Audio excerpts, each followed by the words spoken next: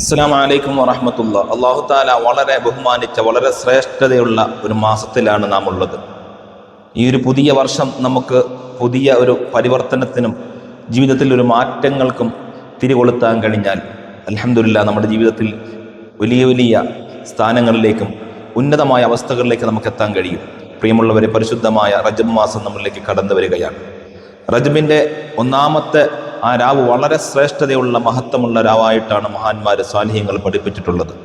അതുകൊണ്ട് ഈ സമയത്ത് നാം ചെയ്യേണ്ട കാര്യങ്ങൾ എന്താണെന്ന് കൃത്യമായി മനസ്സിലാക്കുകയും ഈ മാസത്തിൽ നാം ഓതേണ്ട കാര്യങ്ങളും ചെയ്യേണ്ട കാര്യങ്ങളും നമ്മൾ ചെയ്യുകയും ചെയ്താൽ നമ്മുടെ ജീവിതത്തിൽ വലിയ ബറക്കത്തിനും പുരോഗതിക്കും കാരണമാകും. പരിശുദ്ധമായ റമളാൻ, ആ റമളാന് മുന്നോടിയായിട്ട് 2 മാസങ്ങൾക്ക് മുമ്പ് നാം മനസ്സ വാച കർമ്മണ നാം തയ്യാറാവുകയാണ്. പരിശുദ്ധ റമളാനെ എല്ലാ അർത്ഥത്തിലും സ്വീകരിക്കാൻ നാം തയ്യാറാവുകയാണ്. ഏറ്റവും ശ്രേഷ്ഠതയുള്ള ഒരു മാസത്തിലാണ് നാം ഇപ്പോൾ കടന്നു വരുന്നത്. വളരെ മഹത്വമുള്ള മാസം. യുദ്ധങ്ങൾ പോലും നിഷിദ്ധമാക്കപ്പെട്ട മാസമാണ്. ഒരാൾ തൻ്റെ വാപ്പയെ ഉപദ്രവിച്ചു, കൊന്നു, അവനോട് പകരം വീട്ടാൻ നടക്കുന്ന ആൾ റജബ് മാസത്തിൽ അവനെ കണ്ടാൽ മിണ്ടാതെ വേറെ വഴിക്ക് കൂടെ പോകും. കാരണം ഈ മാസത്തെ ബഹുമാനിച്ചുകൊണ്ട് അത്രയും ശ്രേഷ്ഠതയുള്ള ഏറ്റവും പവിത്രതയുള്ള ഒരു മാസത്തിലാണ്. അതുകൊണ്ട് നമ്മുടെ സംസാരങ്ങൾ, നമ്മുടെ ഇടപെടലുകൾ എല്ലാം വളരെ ഗൗരവത്തിൽ നാം ആലോചിക്കുകയും ചിന്തിക്കുകയും ചെയ്യണം. നല്ല കാര്യങ്ങൾ പ്രവർത്തിക്കുക, തെറ്റുകളിൽ നിന്നും കുറ്റങ്ങളിൽ നിന്നും മാറി നിൽക്കുക. ഈ മാസത്തിന് ധാരാളം മഹത്വമുണ്ട്, ശ്രേഷ്ഠതയുണ്ട്. അല്ലാഹു തആല വളരെ ബഹുമാനിച്ച ആദരിച്ച മാസങ്ങളാണ്. അള്ളാഹു പല മാസങ്ങളെ ബഹുമാനിച്ചിട്ടുണ്ട്, പല ദിവസങ്ങളെ ബഹുമാനിച്ചിട്ടുണ്ട്, പല രാവുകളെ ബഹുമാനിച്ചിട്ടുണ്ട്. അതിലേറ്റവും ശ്രേഷ്ഠതയുള്ളൊരു രാവാണ് റജബ് 1 രാവ്. അപ്പോൾ ആ രാവിനെ നാം ബഹുമാനിക്കുകയും ആദരിക്കുകയും ചെയ്താൽ സർവ്വവിധ നന്മകളും നമ്മുടെ ജീവിതത്തിൽ കിട്ടാൻ കാരണമാവും. ആ റജബിൻ്റെ 1-ാമത്തെ ദിവസം നാം ഏറ്റവും പ്രധാനമായി ചെയ്യേണ്ട കാര്യം അള്ളാഹുവിനോട് കരമുയർത്തി പ്രാർത്ഥിക്കുക എന്നുള്ളതാണ്. പ്രിയമുള്ളവരെ, നമ്മൾ പ്രാർത്ഥിക്കുമ്പോൾ നമ്മുടെ ആവശ്യങ്ങളൊക്കെ റബ്ബ് പൂർത്തീകരിച്ചു തരികയാണ്.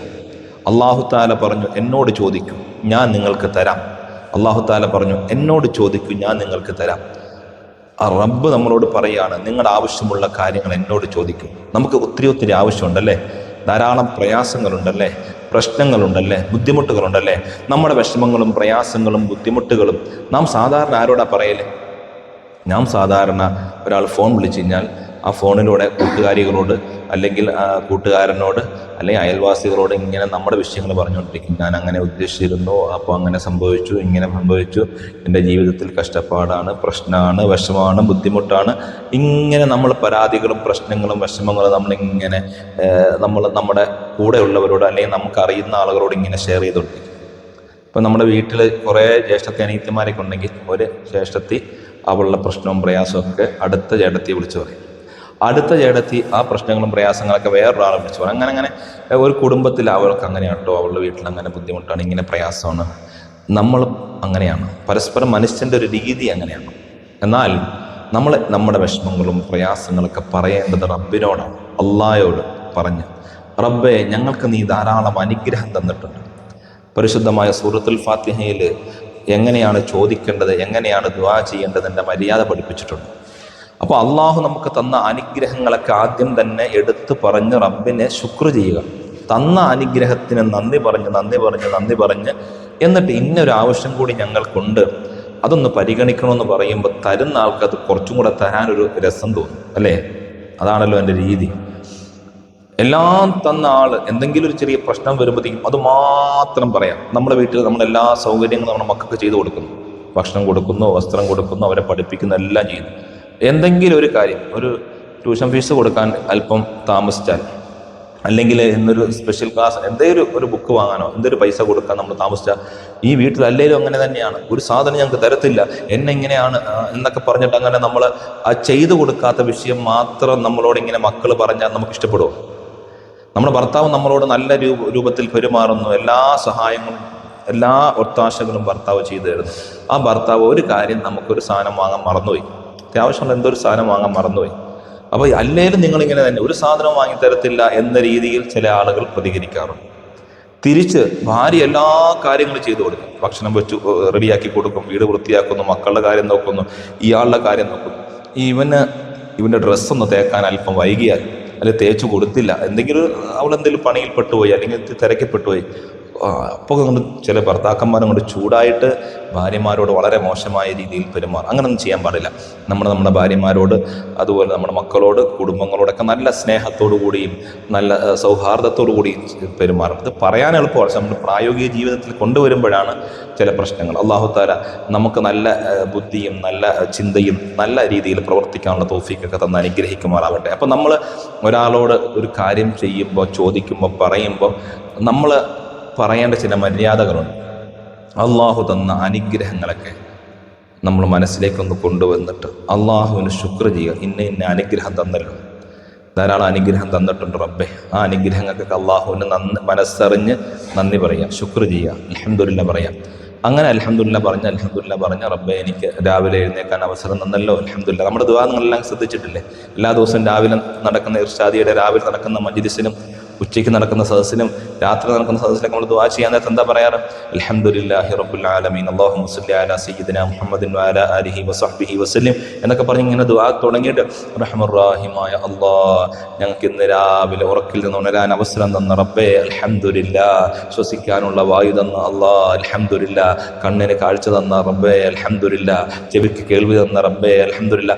ഇതിങ്ങനെ അങ്ങനെ പറയുമ്പോൾ നമ്മളിപ്പോൾ അധികം ആളുകളുടെയും ഒരു രീതി ശൈലിയും ഇല്ലാത്തതിനെക്കുറിച്ചും നഷ്ടപ്പെട്ടതിനെക്കുറിച്ചും അങ്ങനെയാണ് അതാണ് പെട്ടെന്ന് മനസ്സിൽ വരും. പക്ഷെ ഉള്ളതിനെക്കുറിച്ചും തന്നതിനെക്കുറിച്ചും കിട്ടിയതിനെക്കുറിച്ചും കൃത്യമായി ഒരു ആലോചിക്കുകയും അതിന് നന്ദി പറയുകയും ചെയ്യുന്ന ഒരു സാഹചര്യം, അവസ്ഥയും നമ്മുടെ ജീവിതത്തിലുണ്ടെങ്കിൽ നമുക്ക് വലിയ വലിയ പുരോഗതിയിലേക്ക് എത്താൻ പറ്റും. അപ്പോൾ നമ്മൾ അള്ളാഹുവിനോട് ചോദിക്കുമ്പോഴും ഒക്കെ റബ്ബേ നീ ധാരാളം അനുഗ്രഹം തന്നിട്ടുണ്ട്, അൽഹംദുലില്ലാ. ഇപ്പം മക്കളില്ലാതെ പ്രയാസപ്പെടുന്ന ആൾ ദുആ ചെയ്യുമ്പോൾ എങ്ങനെ ദുആ ചെയ്യാം? അള്ളാഹുവേ എനിക്ക് നല്ല ഖൈറായ ഒരു ഇണയെ തന്നു, അൽഹംദുലില്ലാ.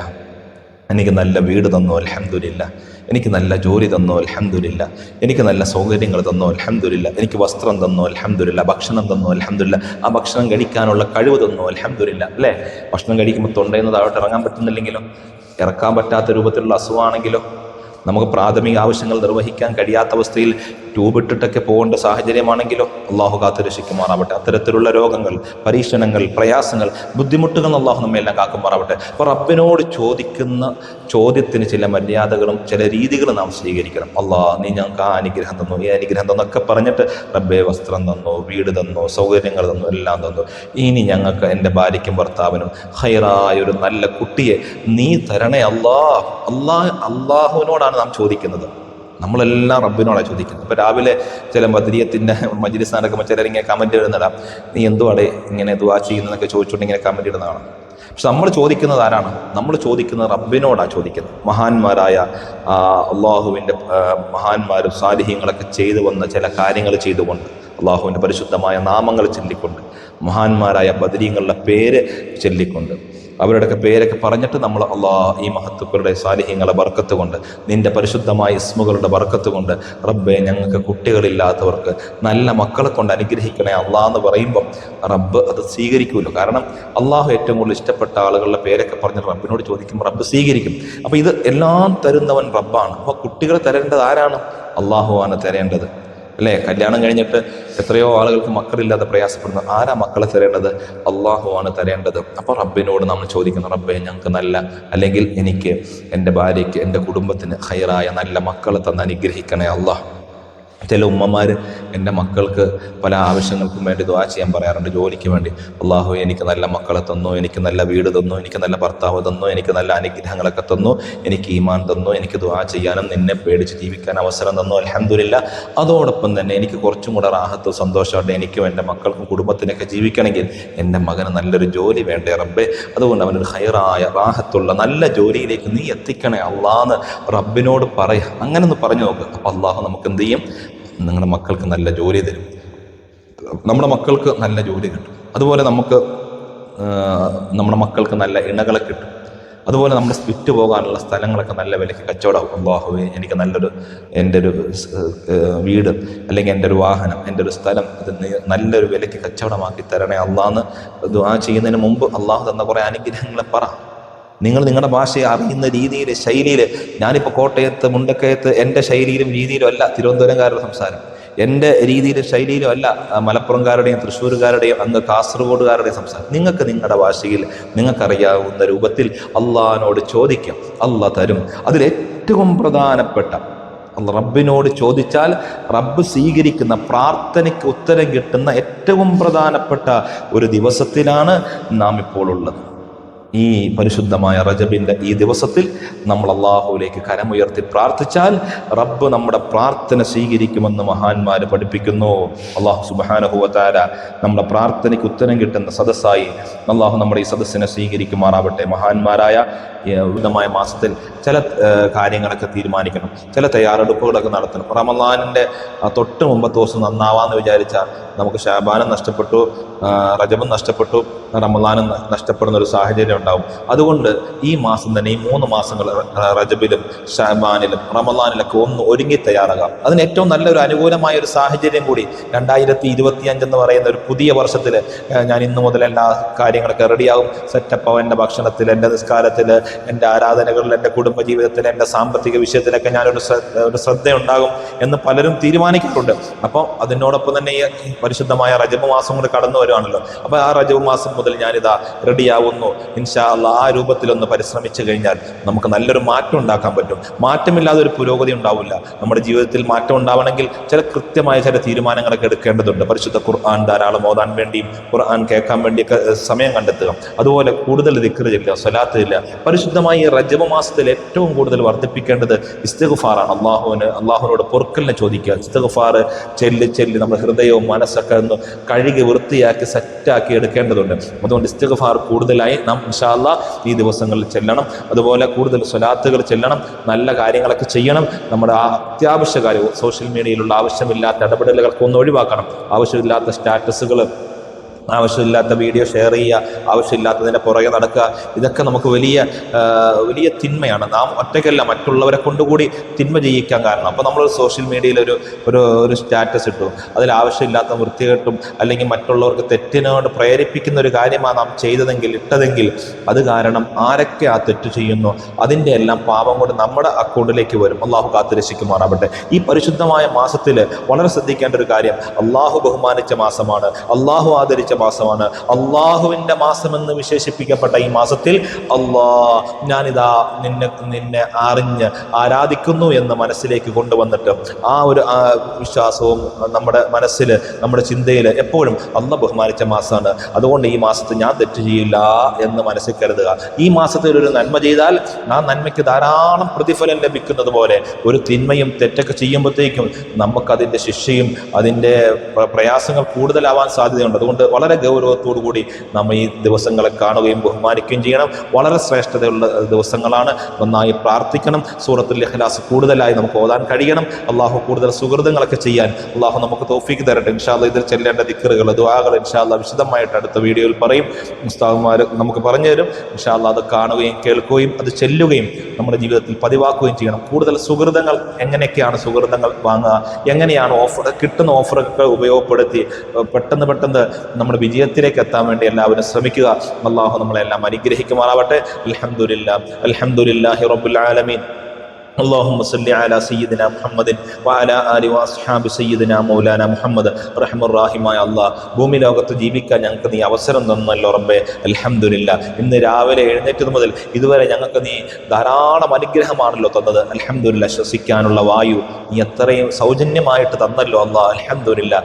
ഞങ്ങൾക്ക് കണ്ണിന് കാഴ്ചയുണ്ട്, ചെവിക്ക് കേൾവിയുണ്ട്, സംസാരിക്കാൻ കഴിയുന്നുണ്ട് റബ്ബേ. നല്ലത് കാണുന്ന കണ്ണാക്കണേ അല്ലാഹ്, നല്ലത് കേൾക്കുന്ന ചെവിയാക്കണേ അല്ലാഹ്. സംസാരിക്കാനുള്ള കഴിവ് തന്നിട്ടുണ്ട് അല്ലാഹ്. നിന്നെക്കുറിച്ച് പറയാൻ, നിന്റെ ഹബീബിനെ കുറിച്ച് പറയാൻ, മഹാന്മാരെ കുറിച്ച് പറയാൻ, നന്മ പറയാൻ ഞങ്ങൾക്ക് നീ ഭാഗ്യം തരണേ അല്ലാഹ്. റബ്ബേ, ഞങ്ങളുടെ ഈ നാവ് കൊണ്ട് ദിക്റും ചെല്ലാനോ സലാത്ത് ചെല്ലാനോ സുഹൃതങ്ങൾ ചെയ്യാനുള്ള തൗഫീഖ് നൽകണേ അല്ലാഹ്. ഞങ്ങളുടെ നാവ് കൊണ്ട് മറ്റുള്ളവരുടെ കുറ്റവും പറഞ്ഞ്, കുറവും പറഞ്ഞ്, ആവശ്യമില്ലാത്തത് പറഞ്ഞ്, ഫിത്നയും ഫസാദുമായി നടന്ന് അവസാനം പരാജയപ്പെട്ട് നരകത്തിലേക്ക് വലിച്ചെറിയുന്നവരിൽ ഞങ്ങളെ നീ ഉൾപ്പെടുത്തല്ലേ അല്ലാഹ്. പലർക്കും ജീവിതത്തിൽ സമ്പത്തുണ്ട്, ജോലിയുണ്ട്, പക്ഷേ ഒരു ബറക്കത്തില്ല, ഒരു റാഹത്തില്ല. കാരണം അവരുടെ നാവ് കൊണ്ട്, അവരുടെ മനസ്സുകൊണ്ട് അവർ പലരെക്കുറിച്ചും മോശമായ കാര്യങ്ങൾ ചിന്തിക്കുന്നു, പലരെക്കുറിച്ചും ആവശ്യമില്ലാത്തത് പറയുന്നു.